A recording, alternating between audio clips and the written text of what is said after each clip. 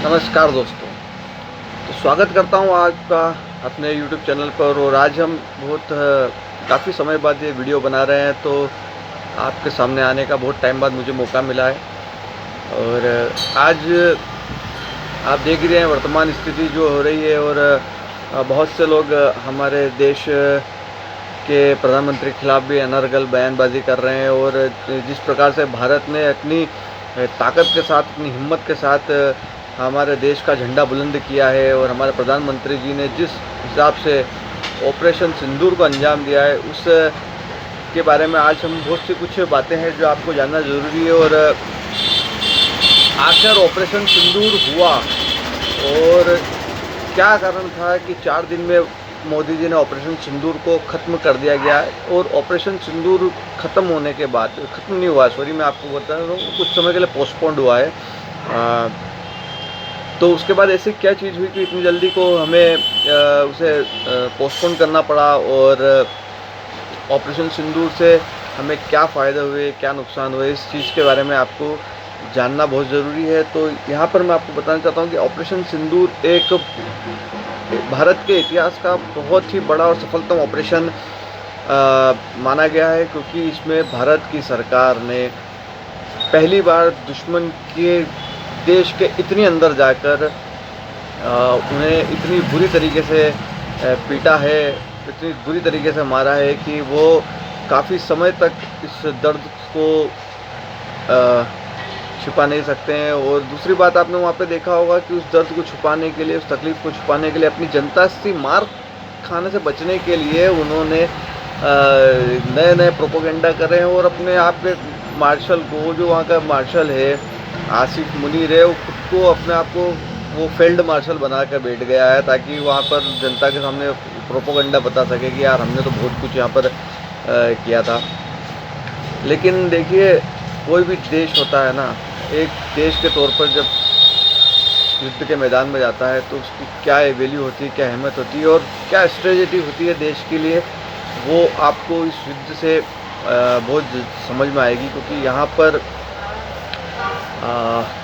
आदरणीय प्रधानमंत्री जी ने जिस प्रकार से युद्ध लड़ा है, और जो रणनीति जो हमारी रही है, वो कितनी कारगर साबित हुई है, वो सभी को जानना बहुत ही ज़रूरी है। और इससे देश को क्या फ़ायदा हुआ। देखिए, बहुत से विपक्ष के लोग हैं, बहुत से देश में इतने लोग हैं जो कहते हैं कि युद्ध से हमें बहुत नुकसान हो गया है, ऐसा हो गया, फलाना हो गया। तो लेकिन देखिए, मोदी जी ने इस युद्ध को भी एक तरीके से प्रॉफिटेबल बनाया है।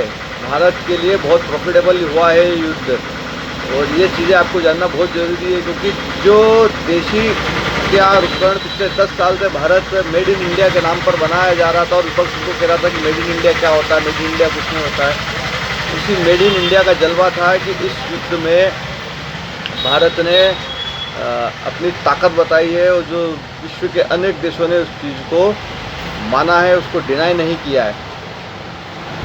S-400 और रफाल की बातें इस युद्ध में बहुत हुई है, लेकिन आपको मैं एक चीज़ बता सकता हूँ कि S-400 के साथ साथ जो आकाश और आकाश तीर, हमारी जो दो एक और डिफेंस सर्विसेज थी, उन्होंने जो काम किया है, जो हमारे ये डिफेंस इक्विपमेंट है, इन्होंने जो काम किया है ना, वो सर S-400 के मुकाबले हम उसकी तुलना नहीं कर सकते हैं, लेकिन उससे कमतर भी हम नहीं कर सकते हैं, क्योंकि ये छोटी रेंज के लिए थे। S-400 मिसाइल्स के लिए बहुत सक्सेसफुल है, लेकिन जो आकाश और आकाश तीर ने कमाल किया है ना, उसका परचम ये है कि विश्व में इन औजारों की, इन हथियारों की डिमांड आ चुकी है।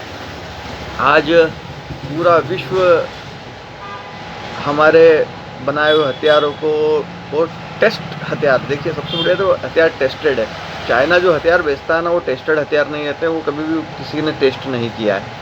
और वो हथियार जो भी आए हैं, वो चाइना ने बस बेच दिया, सेल आउट कर दिया। अभी तूने पाकिस्तान को वो एक फाइटर जेट दे रहा है 50% डिस्काउंट पे, जो टेस्टेड नहीं है, ठीक है। तो इस तरीके का चाइना अपना जो वेस्टेज होता है, जो एक्सपायरी माल होता है, वो पाकिस्तान को टिका देता है, और पाकिस्तान चाइना इस आइटम के भरोसे युद्ध लड़ती है, मैदान में जाती है। तो हम पाकिस्तान की तो बात करना ही नहीं चाहते। पाकिस्तान हमारे लिए कोई वैल्यू नहीं रखता है। हम हमारे देश के बारे में बातें करेंगे। तो देखिए, जो मोदी जी ने करा है ना, वो हमारे हथियार पूरे विश्व में बिक रहे हैं और करोड़ों अरबों डॉलर से भारत को कमाई होने जा रही है। आप सोचिए, ब्रह्मोस मिसाइल ने जो चमत्कार किया है, उसकी डिमांड पूरे विश्व में हो रही है और बहुत से देशों ने उसके ऑर्डर तक लगा दिए हैं। यहाँ पर इवन भारत को प्रोडक्शन यूनिट बनानी पड़ रही है। प्रोडक्शन 24/7 चल रहा है और जो डिफेंस फैक्ट्री में काम कर रहे हैं उनकी छुट्टियां भी निरस्त कर दी गई है। और इस तरीके से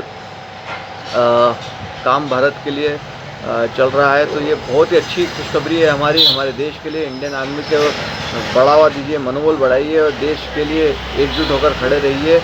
और मैं यही कहना चाहूँगा कि हमारे देश की सेना ने जो काम किया है, उस काम को हम नमन करते हैं। और हमारी देश की सेना जब तक बॉर्डर पर जागती है, हम चैन की नींद सो सकते हैं। हमारा देश सुरक्षित हाथों में है। जय हिंद।